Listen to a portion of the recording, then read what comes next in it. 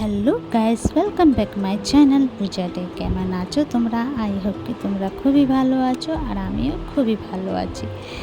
তো রাধা অষ্টমীর অর্ধেক ভিডিও দিয়েছিলাম, আর অর্ধেকটা এই তো আমি পুজো পাঠ হয়ে গেছিলো, আর একটুখানি ভোগ টোগ খেয়ে কিছুটা রিলস বানাচ্ছিলাম। তারপরে একটু রেস্ট নিলাম, রেস্ট নিয়ে ঠাকুরকে আবার পুজো পাঠ করে তারপরে এই যে একটু বেরোলাম রাধাকৃষ্ণ মন্দিরের উদ্দেশ্যে, ইস্কন মন্দিরের উদ্দেশ্যে। তো রাধা রানী ডাকছিল, তাই চলে গেলাম সন্ধ্যার সময়। তো এখানে এসে দেখলাম যে ভিড়, আরে বাপ, অনেক ভিড় ছিল। তো ভালো করে ভিডিও করতে পারলাম না। দূর দিয়ে রাধা রানী গোপাল কৃষ্ণকে দর্শন করলাম। দর্শন করে একটু বাইরে বেরোলাম, বাইরে দিয়ে একটু দূর দিয়ে একটু ভিডিও নেওয়ার চেষ্টা করছিলাম। তো প্রচণ্ড ভিড় ছিল, যে কি ভিডিও তো নেওয়াই যাচ্ছিল না।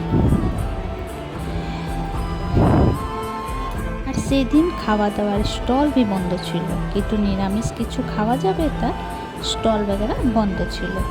তাই যে আমরা এই যে দাঁড়িয়ে আছি, প্রচণ্ড ভিড় ছিল। মানে আমরা যখন গেলাম তখন এত ভিড় ছিল, তো 12টার সময় দুপুরে কত ভিড় থাকবে বাপরে। আর চটি এদিক সেদিক, মানে কার চটি কেউ পাচ্ছে, কার চটি কেউ পাচ্ছে। তারপর আমরা পুজো টুজো করে মানে ঠাকুরকে প্রণাম করে চলে আসলাম বাড়ি। তো এখানে বাবুটা হোমওয়ার্ক করছিল। তো চলো, ভিডিওটা এই তোমাদেরকে রইলো। তো তোমাদেরকে আমার ভিডিওটা কেমন লাগলো, ভালো লাগলে প্লিজ লাইক শেয়ার কমেন্ট করো, সাবস্ক্রাইব করে দিও। আবার নতুন ভিডিওর সঙ্গে দেখা হবে। তো তোমরা সবাই ভালো থেকো, সুস্থ থেকো। ভিডিওটা কেমন লাগলো কমেন্ট করে নিশ্চয়ই জানিও। ইউটিউব দিয়ে দেখলে সাবস্ক্রাইব করে দিও, আর ফেসবুক দিয়ে দেখলে ফলো করে দিও। তো এখানে কিছুটা ফটো আপলোড করেছি, তোমরা দেখতে পারো।